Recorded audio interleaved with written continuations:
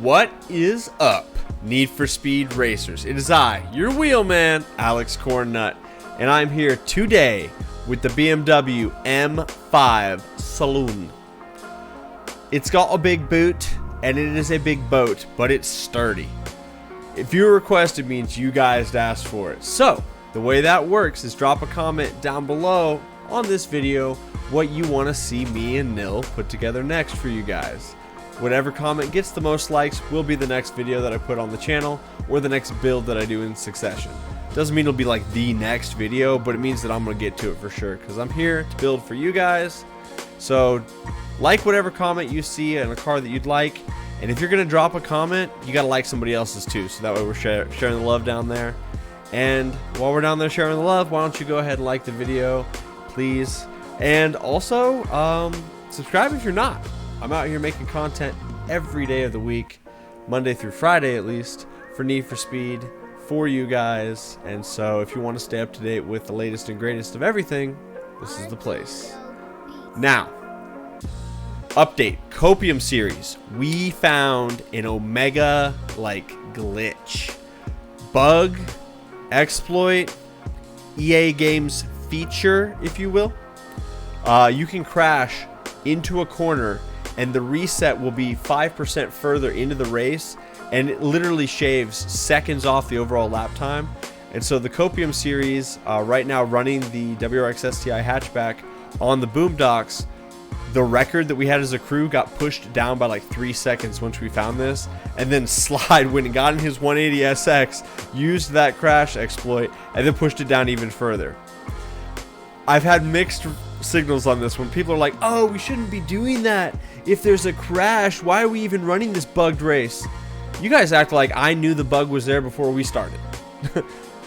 There's bugs all over the game, and we know that. And instead of upsetting the apple cart and stopping all the people that have already set times and built the car and spent money on it, we're going to lean way into it. So I'm going to show you the crash exploit at the end of this build before I show you the gameplay of the car, so that way you will have that in your back pocket. I've got it pinned on the Discord. Guys, it's not even that hard to recreate, and all times are valid. I'm not going to go and police this. I'm going to lean into this because this is actually kind of fun, and the fact that we figured something out like this, why not? We're out here, the Cornnut crew rolls deep, and if you're in the Copium series, you know the tricks, and so it's a lot of fun. If you guys are not part of Copium series, you need to get in here with us. The hyperlinks I put at the end of this that you can click on, I'll put a link to the Copium series this week. Explains all the rules, how to get in. Anybody can participate. I had 105 people last week. It's fire. If you are a new racer, get in here. If you're been racing for months and you think you're pretty fast, this is where you need to be. There is no better place to set a time and come and hang out. There's not. There's no other league that is more fun than what we're doing. No league has more participation than us, and there's no series out there in Need for Speed Unbound that is doing it anything even close to what we've got here. So get with the best, ignore the rest. That's what a lot of guys have been doing, and we've been having a blast. Let's dig into this M5 because it's fire. All right, BMW M5 for the second time. The engine that we were running in this build is the second engine. It is the Pro Silver motor. It is the 707 brake horsepower 6.2 liter V8. For the parts, you are going to do Silver induction, Silver Pro ECU, Silver Pro fuel system, Silver Pro exhaust, and then you slap in an Elite Platinum centrifugal supercharger. Pretty straightforward. The reason we went with the Sentry is because it actually ups the top speed to the highest that we could get it. There was no room to put any higher forced induction in there, so the Sentry was the ticket. You're going to run Sport, Bronze, Nitrous, Elite, Platinum, Road suspension, Silver Pro brakes, and I'll show you how to put in the gold brakes if you want. And then you can run Elite Platinum grip tires. That's what I've got it set up as. Once again, you guys do whatever you feel. If you're a drifter, maybe you run the road tires or the drift tires. But for the majority of us out here, we're grippy boys. It comes stock with a super gold clutch. Sport Bronze 5-speed transmission. And then you're going to run the Elite Platinum diff because we need it to get the handling slider. Nitrous Drift and Nitrous Grip are my auxiliaries that I run, so that way I can get my micro drifts in. Now for the handling, for the gameplay footage that you see, I have it set up this way. I have it 80% to the left on the grip. Steering sensitivity, I run 2 clicks high. That's my comfort zone for me. Some cars I adjust high or low, but for now I'm running that. Downforce, I ran it all the way low. It's still super sturdy, very planted, very good car with it low. If you want to tack on those gold brakes, all you're going to do is take your handling slider and go put it somewhere in this area. It needs to be 68 or 67. So kind of run it towards the high side, bump up your downforce. I run traction control off. Drift entry, I run brake tap. Now that we've upped the downforce a little bit, that's A plus 268. Come grab your gold brakes, slap them in there. So basically you can get free brakes out of it if you want, just by moving that handling slider a little bit. And you can go to there. So 2 clicks off of center. So 1, 2. That's A plus 269. Go with what you guys feel. But for the gameplay, I wanted you guys to see that you can run this all the way low downforce and it's not rowdy. Like, this car is very planted. It's heavy. That's why it probably is as planted as it is. But overall, it's really not bad. Really good little pub stomper. Top speed 162. It'll do like 165, 166 with good redline tech. And then 784 for the horsepower and 691 for your torque. Overall, it's really good in A+. There are other builds for this car where you can put it into S, and it gets like over 1,000 horsepower when you do that. But really, you're only adding about 230-ish horsepower to the current build. But it feels sluggish for me at S. It's not like it's not competitive. It's not a bad car at S. It slots way better at A+. Like, you can actually go and pub stomp with this. Whereas at S, if I'm going to be driving a big saloon, put me in that Maybach all day long. You know what I'm saying? But other than that, that's going to be the build. Guys, the music we're listening to, this is RTO Beats. Recent member of the crew. He's been running Copium series with us. He got with me, sent me some of his tunes. I like a lot of them. I'm not cheating on my man Unk RC. Just let that be known. They're working in parallel together. I like both of these guys. They both got different sounds. And I like to put as many content creators in my space as I can. So, guys, give some love down below in the comments. If you like what you hear. Also, go over to dude's SoundCloud. Same for Unk. All my other videos, I got Unk's SoundCloud down there at the bottom. Like, boom, right there, that link. Go check him out. He's got all his music there. A lot of you guys are blasting that while we're playing. I know that for sure because I get your clips. But also, RTO's down there as well. So, support those who are supporting me, and we'll all grow together, and that's what's up. I have a Patreon, too, in case you guys want to check that out. Self-plug, what's up? Right now, Copium footage showing you the exploits so you can be faster on the boomdocks, and then gameplay footage in the M5. You guys have a great rest of your day. Bye-bye. Alright, Copium Series Exploit Glitch EA #1 feature. You will see that we've got Slide QT. He is at 59%. He's on lap 2. Lining up his car with like the shipyard in the background. You'll see those kind of like 3 pillars. That's what I would say I would line up with. So you kind of want to run parallel to the containers on the right and then just go straight into the wall. This clip's only like 4 seconds long, so I'll show it to you a few times. You'll notice that we are in turn 3 or coming into turn 3. So you'll do your first corner, which is the left, hairpin right. Now this is the hairpin left that is the third corner. He goes straight in and gets a reset. Now watch the 59% up at the top. Watch that percentage after he actually crashes here. 64%. It sets him well around the corner. You'll notice that right here when he goes into this, let me back it up just a skosh. You'll see that Prio, his bubble over on the minimap is like touching Slide right now. They're neck and neck. Prio is only 35 meters behind him. You'll see that up. He's in second place. Watch how far Prio is behind after the reset. Prio is now 193 meters away.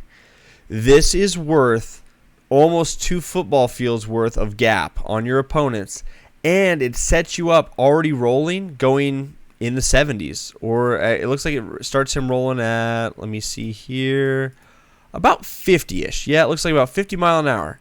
And then he gets into the gas. And so coming out of that corner, you're not going much faster than 50. And so it gives you a huge boost. It's a really good line. Definitely something the devs should probably get on. But, you know, that's us here in the Cornnut crew. We're finding the exploits so they can fix their game. Insert Logitech shift mod. Anyway, we're out here, you guys. This is the move. We're leaning into it. This is valid. If you get a time doing this, you're going to be faster, and I'm with it. I think it's super cool that we found this and that it works that way. So keep an eye on it, you guys. Be practicing it. Do what you can to get your copium times up. Parallel to the containers, lining up with the ship in the background. You kind of just crash into the corner here. You cannot use the arrows as a marker because they actually move. So you got to just kind of line up with the background. But I'm sure with just a little practice you'll get it. It's not that hard to recreate. I would say 2/3 of the guys setting times right now have already done it. So check it out. Stay tuned for that gameplay footage. And you guys have a great rest of your day. All right, let's go. Round 2. All my footage got messed up. Everything got trashed. So we're going to start it all over again here. We're going to launch the car in 3rd gear as we do. I got Tetsu and NIL playing with me for now. Ooh, NIL was in the Cayman. Looks like he missed his launch. It's a little rusty.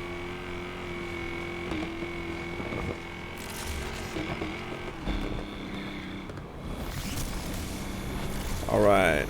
We're going to save this boost bar till we get to this corner. I'm going to cap it as we go through the corner.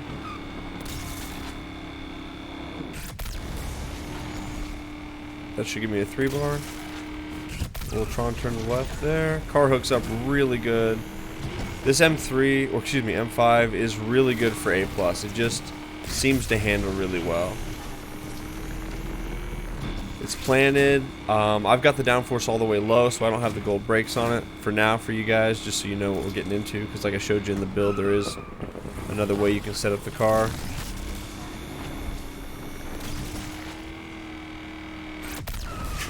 Woo! I think I learned my lesson with the 370Z there. Get a little too spicy. I see Tetsu back there. Is that a Miata? Is that a Supra?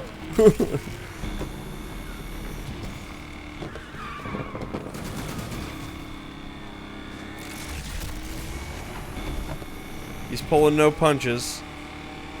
You see he's getting the micro drifts there. He's smoking out the tires. I'm just going to stay in the draft right now. I don't need a micro drift. And we'll cap it right there. And we'll get ahead of him. That's it. And that was just us being patient, sitting behind him.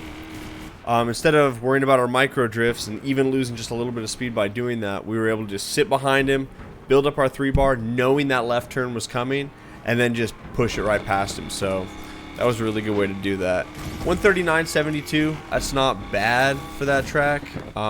Definitely a lot of room for improvement, especially with the way I was driving this one, but kind of gives you an idea how the car handles. And unless you get like kind of an elevated turn right around our billboard that gets spicy, like that's a sketchy corner no matter what we do. Overall, the car's really solid. Boost really good, sounds really good. It's got really all the moving parts. Shopping spree is going to be one where you're actually going to get to kind of see how the car does on square right-hand turns. The technique for Tron turning, if you're looking down at the controller, you'll see that I do A and then X. You'll see how I roll onto it, so it's AX. And that's how I'm Tron turning. I'm doing both of them, but I'm starting with A and finishing with X. So it's like I'm literally like laying your finger across it. And so it's activating the boost, and then after the boost is activated, I'm rolling into the handbrake. And so when you're learning to Tron turn, that's kind of what you want to do. It's not a bad way. It is an advanced technique. You're going to find yourself doing a lot of spicy shit that you're really not looking for. At least I did. I mean, you might just get it right off the bat and you're just omega awesome, but I know that I crashed a lot. Found myself going into traffic that I just left behind. So this corner is a nice rounded corner. You can actually boost through here. Get a grip turn. We hit Tetsu, so that kind of screwed us a little bit. We're going to do a bit of a Tron turn there. I downshifted to 4th mid-corner. So I activated the boost, hit the handbrake, turned, and then with my other finger, I hit left bumper and I shifted down.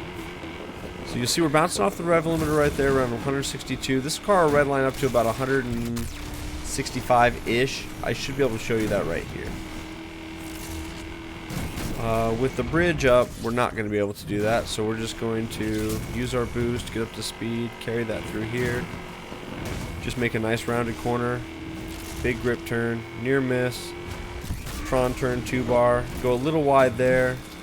It actually worked out because there was traffic, so it's allowing us to just keep our lead.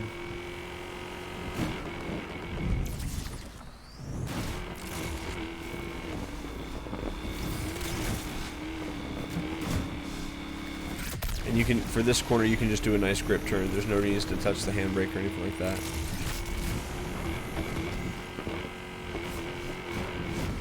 And so you'll see, like I did redline tech it, we got about 164 out of it.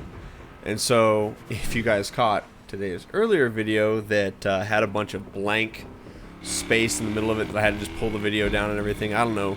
The codecs for YouTube grabbed it and did weird stuff with it. It's the first time I've ever had that happen. Because my copy of the video that I have on my computer was fine, didn't have any gaps. But YouTube had these big black gaps where there was just nothing happening. And so I figured I'd just reshoot all of it and we'll start again. That build in the earlier one, like I was saying, was a little bit different. I made a small error. I grabbed out of the lab the M5 that we had in there back when I did BMW Week. This was like 3-4 months ago.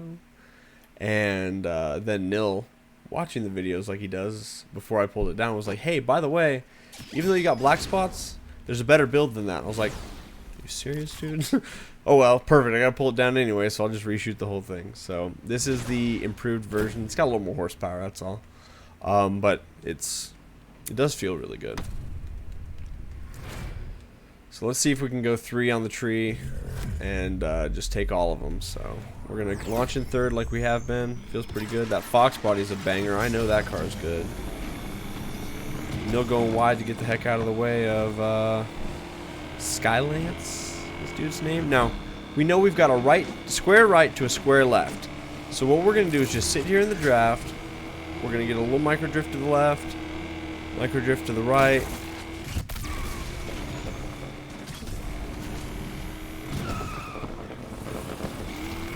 Grip turn. Ooh, we're going to make that a 3-bar. Shift into 5th, then hit the 3. We are doing terrible lines. That was about as bad as you can do through there, you guys. Smash through the billboard, hit the gas station, top up our NOS. Use all of it right away. Grab a micro drift to the left, micro drift to the right, grab a near miss. That should put us at 2 bars. We're going to save that till we come through this corner here and then just did a long boost grip turn.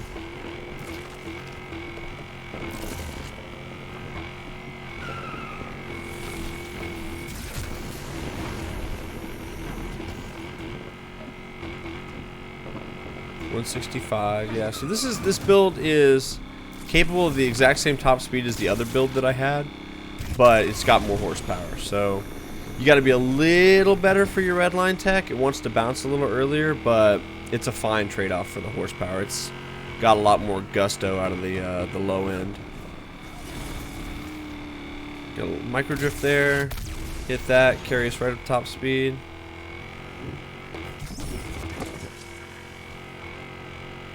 Perfect, perfect. Gonna grab a micro drift around this, so that way when we hit this jump here, 3 bars.